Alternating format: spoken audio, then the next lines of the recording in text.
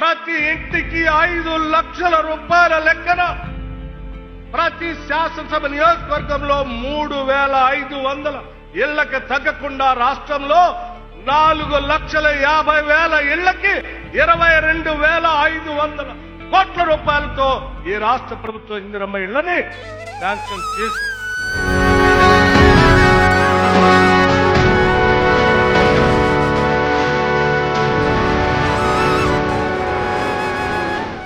సరోజిని నా పేరు. మాకు ఇల్లు ఎన్ని రోజుల నుంచో చాలా బాధపడ్డాము. ఈసారి మాకు ఇల్లు వచ్చినందుకు చాలా సంతోషంగా ఉంది. ఒక బిల్లు పడ్డదండి, ఒక బిల్లు పడది ఆపుకోకుండా నడిపించుకుంటున్నాం. 10 సంవత్సరాల మట్టి వాళ్ళు ఉన్నా కూడా మాకు ఒక ఇల్లు కూడా లేదు, గుడిచెలలో ఉన్నాం మేము.